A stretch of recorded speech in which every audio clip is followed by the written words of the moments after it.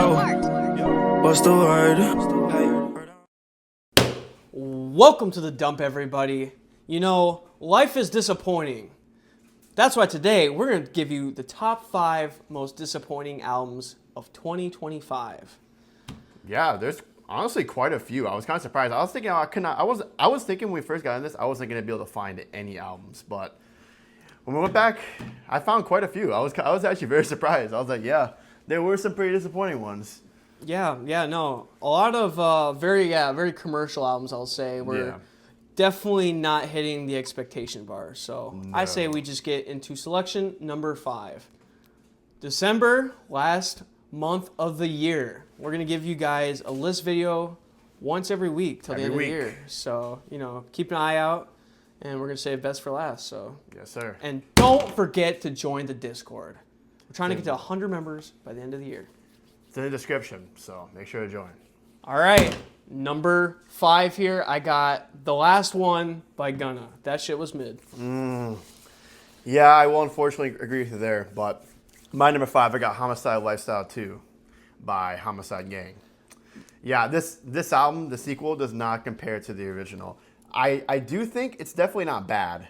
It's just there's a lot of songs that I don't play off it. But there's also a few songs that I really, really do like off this album. But there's just way too much filler on here to the point where I did have to put it here. So yeah, pretty much the same kind of formula going here with The Last One. There were so many songs on this. I think I saved one, and I just never came back to it. Like I saved like six to 7 songs.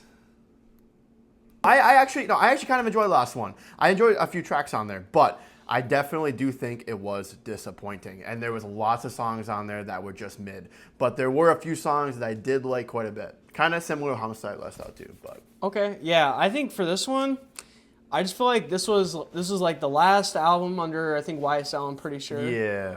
But like, yeah, no, I feel like this is probably my least favorite Gunna project. Like, of all the projects we've gone since, like, at least 2018, 2016, 2017, like, this is by far his low point. He's had just such a crazy run in the past, too. When he was going off before, like, 2020s, like, when he was dropping, like, Wanna, and then Drip Season DS3, and then he had Drip or Drown, too. He had, he's had lots of really good albums he's dropped in the past, and it's just, like, he's slowly gone downhill. I do still like some of his newer ones, but this one was definitely, like, a new low for sure. But yeah. It's unfortunate, but. Alrighty, well, let's get into selection number 4. Here with number 4 here, I got Ooh Scuddy, Young Thug. Oh shit. You're probably not even gonna be able to guess this one. 500 Days of Summer by Protect. Ooh, interesting. Yeah. Was there a set expectation here?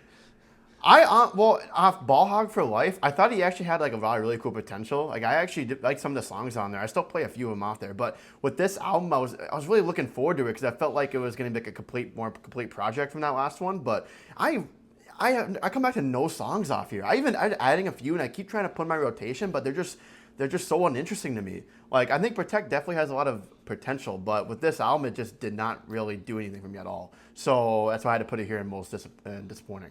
Yeah, I had actually a couple I had in rotation off that one. Yeah. I guess I just didn't have the expectation, but with obviously Young Thug, this was supposed to be like, you know, first day out, like. Since when was Punk 2021, right? Yeah, like before all the phone calls were getting leaked and stuff, like there was like I feel like a decent amount of hype for this one. And it was a really good lead up single too for this one. The only thing that's not bringing it higher on the disappointing list here is, the Deluxe saved it a little bit with some of those OG tracks, you know, Rosetta Stone, Safe, like, heavy rotation songs. So that's the only thing not putting it in the top 3 here for me. So yeah. With that being said, let's get to number 3.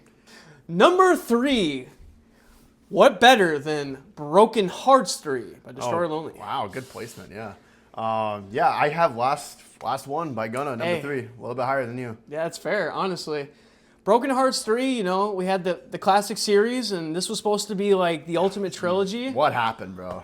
Like, I'm sorry, this might be the most mid in my opinion of like his projects. Like I'm coming back to, you know, all of his projects. It was like Love Lasts Forever, but like the throwaways from Love Lasts Forever, which is insane. Like that's actually insane. I'd take that album over, and I never thought I'd say that. Like, couple okay songs I came back to, but nothing that I'm Yeah, like there's, gonna like, come down the line.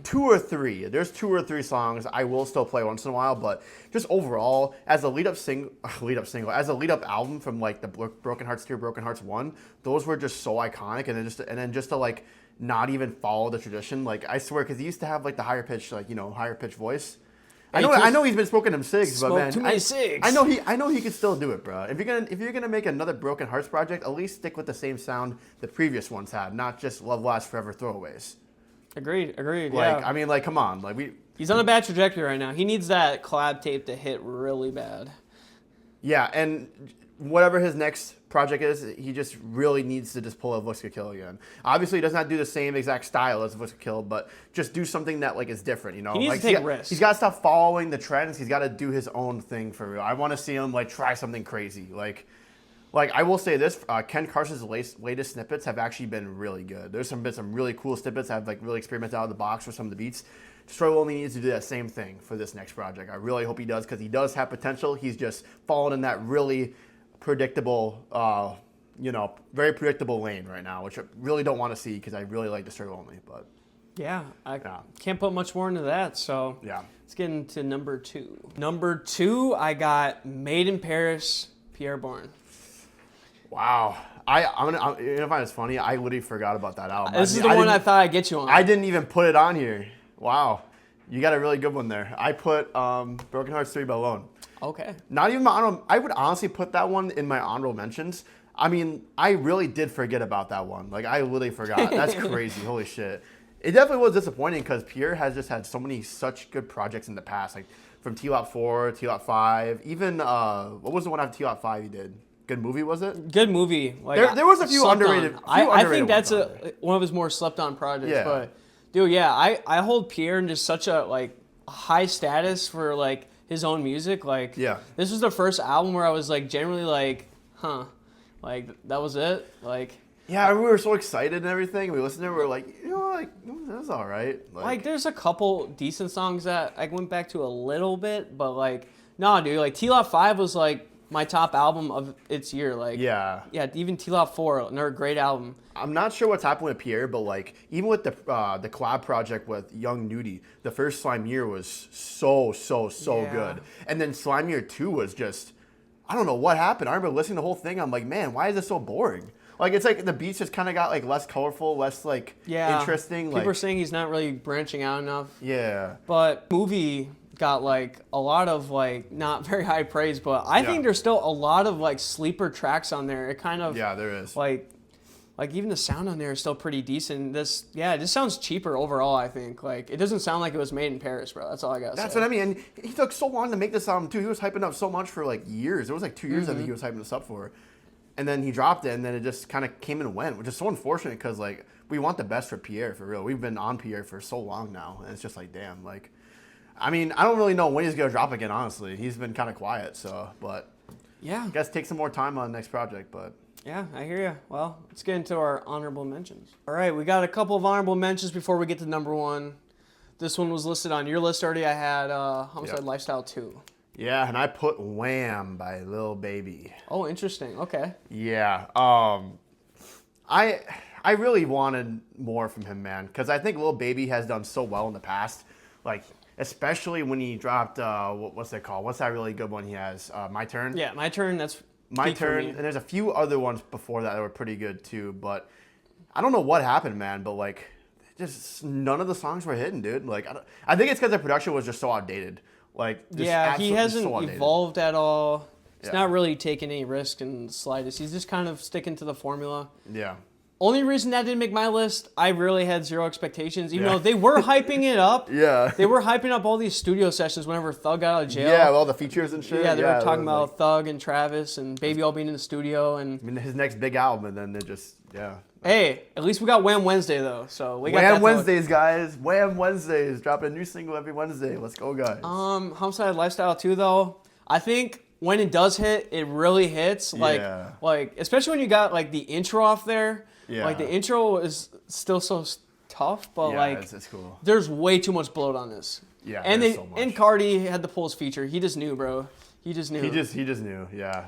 So, like, don't have much more to say on that one. Yeah, So valid. let's get to the next honorable mention. Our last honorable mentions before we get to number one. I got the Carter 6, Lil Wayne. Yeah, and I got UI Scuddy. Okay. Yeah, I put him on our mission. Yeah, the Carter 6. I didn't have the craziest expectations for this thing, but Yeah.